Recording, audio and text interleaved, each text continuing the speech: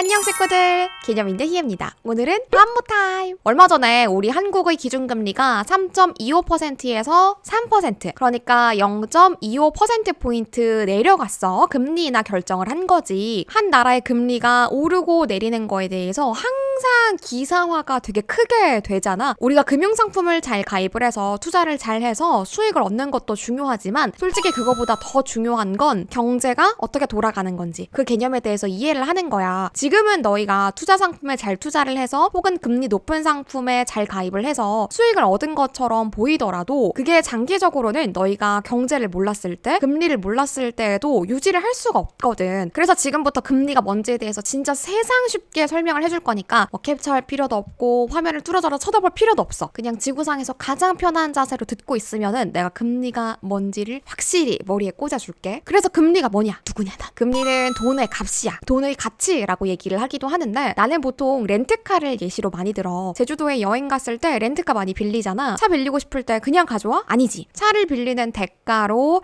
이 사용주, 사업자에게 돈을 대가로 지불을 하잖아. 돈도 마찬가지로 빌렸을 때, 사용할 때 우리가 대가를 지불해야 돼. 그게 얼마냐를 나타낸 게 금리야. 보통은 너희가 이자랑 금리를 같은 거라고 생각하고 혼용을 되게 많이 하거든. 명확하게 얘기를 하면 이자랑 금리는 조금 달라. 이자는 보통 몇 원이다 이렇게 표현을 하잖아. 금액으로 표기를 하지. 그런데 금리는 퍼센테이지로 표현을 해. 즉 정리를 하자면 이자를 백분율로 나타낸 걸 금리다 라고 얘기를 한다는 거야. 에이 뭐 그런 거를 따지고 있어 라고 생각할 게 아니라 우리 수학 공식에서도 되게 비슷해 보이지만 원래 A 넣어야 될 때 B를 넣으면은 전혀 다른 값이 나오잖아. 경제에서도 되게 비슷해 보이는 개념인데 우리가 혼용을 해서 잘못 쓰게 되면은 해석이 아예 달라질 수 있으니까 그냥 지금부터 제대로 딱 사용하는 습관을 들이는 걸로 하자. 그리고 혹시 너희 이자를 왜 내는지, 금리를 왜 책정하는지에 대해서 생각해 본 적 있어? 경제학적으로 돈을 빌릴 때, 돈을 땡겨다가 쓸 때 이자를 지불하고 금리를 매기는 이유는 크게 두 가지야. 내가 친구에게 20만 원을 한 달 동안 빌려주는 상황이라고 가정을 했을 때 그럼 나는 친구한테 20만 원을 한 달 동안 주는 대신 이 한 달 동안 나는 20만 원을 쓸 수가 없잖아. 내가 돈을 쓰지 못하는 거에 대한 보상이기도 하고 또 한편 아무리 친구 사이여도 우리 돈 거래하지 말라는 얘기가 있잖아. 돈을 혹시 떼먹힐 수도 있지. 이거에 대한 불안감을 우리가 보완해주기 위한, 보장해주기 위한 수단, 이자를 매기는 거야. 은행에 우리가 돈을 맡길 때 일정 이자를 보장을 받잖아. 3%의 적금 이런 식으로 표현을 하지. 이것도 결국은 고객인 우리가 은행에 돈을 빌려주는 거라고 생각을 했을 때 은행이 돈을 빌리는 값을 우리한테 지불을 하는 거지. 자, 그러면 사회적인 이 넓은 개념으로 다시 좀 돌아와 보자. 얼마 전에 한국은행이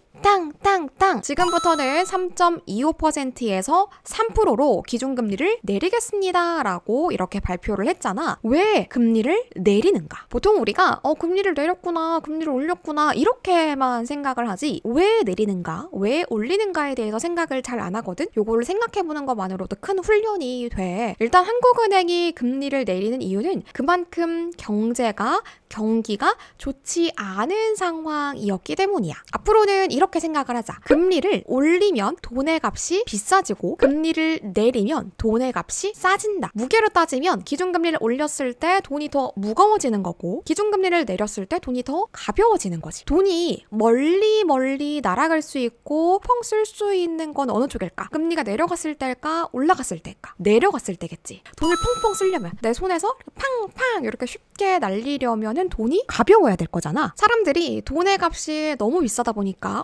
돈이 너무 무거워 이렇게 느끼다 보니까 돈을 쉽게 못 쓴다라고 판단을 하고 돈의 값을 더 낮춰서 무게를 더 가볍게 만들어가지고 사람들이 돈을 더 비교적 많이 쓸 수 있게 하고 기업들이 투자도 더 많이 할 수 있게 해서 경제를 활성화를 시키려는 그런 목적인 거야. 나는 이 기준금리를 올리고 내리는 거를 캠프파이어에서 땔감을 넣고 빼는 걸로 설명을 많이 하거든. 캠프파이어에서 불씨를 막 크게 키우려면은 땔감을 많이 넣어야 될까? 빼야 될까? 맞아. 넣어야 되잖아. 근데 만약에 이 땔감이 너무 비싸면은 마음껏 넣을 수가 있을까? 어림없지. 아까워가지고 어떻게 넣어. 반면에 땔감 이 장작이 돈이야. 금리가 내려가서 땔감 우리가 저렴한 가격에 공수해와가지고 마음껏 넣을 수 있으면은 불씨가 커지잖아. 캠프파이어에서 이렇게 불씨가 커지는 걸 경기가 살아난다라고 생각을 하면 되고, 불씨가 또 너무 커졌어. 그러면은 막 운동장 다 타고 우리 캠프파이어장 근처에 있는 건물 막 아수라장 되고 난리가 나겠지? 불씨가 너무 커지는 것도 사회적으로 경제적으로 좋은 게 아니야. 대표적인 부작용이 물가가 비싸지는 거지. 다음에 내가 물가가 비싸지는 거에 대해서도 따로 한번 얘기를 해줄 건데, 물가가 올라간다는 거는 물건의 전반적인 가격이 다 올라간다는 거야. 대표적으로 코로나 시국 때 경기가 너무 안 좋았잖아. 그러다 보니까 한국은행뿐만 아니라 세계 곳곳에서 금리를 막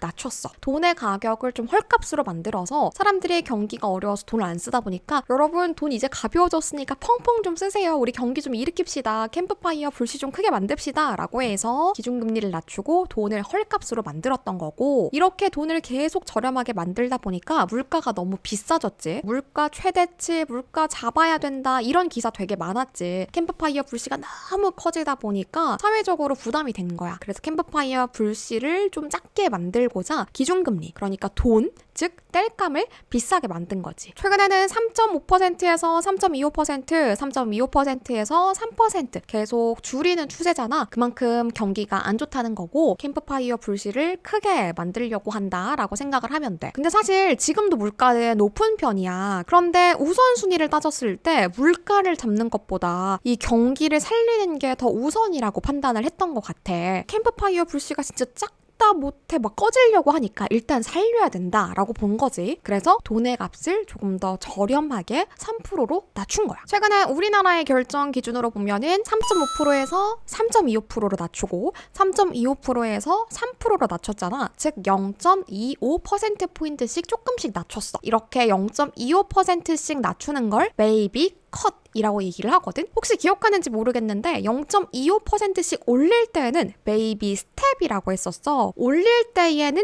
스텝이라는 단어를 붙이고 내릴 때는 컷이라는 단어를 붙여. 0.5%씩 내려갈 때는 B컷, 0.75%씩 낮아질 때는 자이언트 컷, 그리고 또 1%씩 낮아질 때는 울트라 컷, 이렇게 앞에 붙이는 단어가 달라져. 올라갈 때는 방금 얘기한 베이비, 빅, 울트라 이런 것들 뒤에 스텝으로만 바꿔서 부르면 되는 거지. 이 경제기사에서 되게 불친절하게 그냥 베이비 컷을 단행했다, 빅 컷을 단행했다 이렇게만 표현을 할 때가 되게 많거든. 아, 0.25%포인트 내린다는 거구나, 이렇게 이해를 하면 될 것 같아. 아, 그리고 금리 관련해가지고 기사에서 동물 얘기, 정확하게는 조류 이름 나오는 거 너희도 많이 봤을 거야. 대표적으로 매파랑 비둘기파가 있는데, 예를 들어서 미국의 중앙은행장 파월 아저씨가 매파라고 표현이 됐다, 매를 닮았다, 비둘기를 닮았다, 이런 게 아니고 그 경제학자가 어떤 성향을 가진 사람인지, 혹은 그 언급이 어떤 성향의 언급이었는지 그거를 나타내는 거야. 보통은 매파는